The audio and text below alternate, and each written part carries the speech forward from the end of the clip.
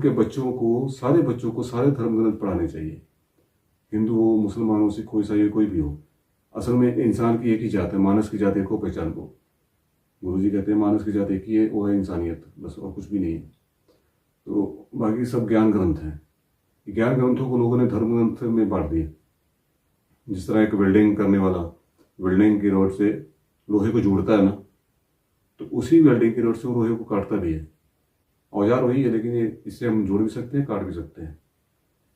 फिर मेरे दिमाग में वही बात आती है कि ये जो धर्म ग्रंथ है ना, ये इंसानों को आपस में जोड़ के मिल बांट के खाने के लिए बनाए थे गुरुओं ने, पीर पैगंबरों ने, जितने भी जो भी है। तो उसको कुछ चालाक लोगों ने, कुछ आलसी लोगों ने, कुछ धूर्त लोगों ने उसको उसका इस्तेमाल बांटने के लिए किया। क्योंकि जब बटे रहेंगे, आपस में लड़ते रहेंगे, तो ही उनके पास आएंगे ना। इसी बात का फायदा लीडर उठाते हैं, इसी बात का फायदा बाकी उठाते हैं। आप लोगों को डराते रहते हैं, तो तले तेल में तले जाओगे, ये होगा वो होगा, पिछले जन्मों का कर्म का फल है आज आपको मिल रहा है, इस जन्म का कर्मों का फल अगले जन्म में मिलेगा। क्या बकवास करते रहते हैं। कुछ नहीं है, जो आप अभी करोगे ना उसका फल आज ही मिलेगा। देखो, हमारे गले में दो पाइप्स है, सांस लेने के लिए श्वास नदी है, एक खाद्य नदी है खाना खाने की। तो अगर आपका पानी जो पी रहे हो उसकी एक बूंद भी अगर वेड पाइप में चली गई ना, हवा वाली नदी में, तो 1 सेकंड के अंदर खास खास के आपका बुरा हो जाएगा, मुंह लाल हो जाएगा, आंखों में पानी आ जाएगा। यानी कुदरत 1 सेकंड में आपको सजा दे देती है गलती करने की।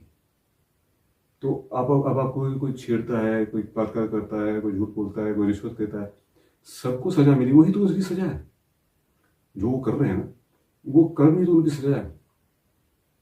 ज्ञान से विमुख है, गुरबाणी नहीं पढ़ते, भजन कीर्तन नहीं करते, परमात्मा ज्ञान नहीं लेते हैं, ज्ञान की कमी की वजह से सब कर रहे हैं।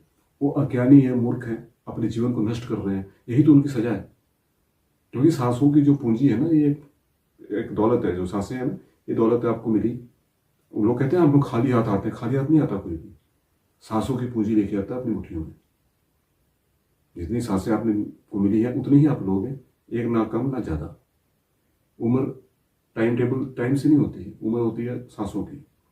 देखो, ये जो दिन रात है ना, इतने साल इतने महीने, ये सिर्फ धरती पर है। धरती से ऊपर उठ जाओगे ना, तो वहां पर कई धरती के भी कई ऐसे कोने हैं जहाँ पर 6 महीने दिन रहता है, 6 महीने रात रहती है। तो फिर वहां पर कैसे उम्र को आप दिनों में आप गिनोगे। ये दिन सिर्फ ये धरती पर कामकाज चलाने के लिए बनाए गए हैं, टाइम टेबल, ये तारीखें हैं। असल में सूरज है, धरती है, ब्रह्मांड का कोई दिन रात नहीं होता। तो सांसों से ही गिनती होती है आपकी उम्र की।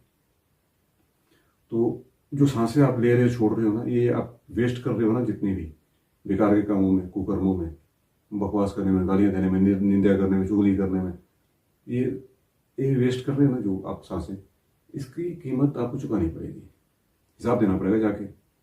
मान लो कि आपका मालिक है, आप कहीं पर नौकरी कर रहे हो, आपको 1000 रुपये दे के भेजा उसने कोई सामान लाने के लिए, लेकर आए, उसमें कुछ पैसे बचे हैं, हिसाब देना पड़ता है ना मालिक को। परमात्मा ने आपको जो सांसें दी हैं, एक एक सांस का हिसाब होगा।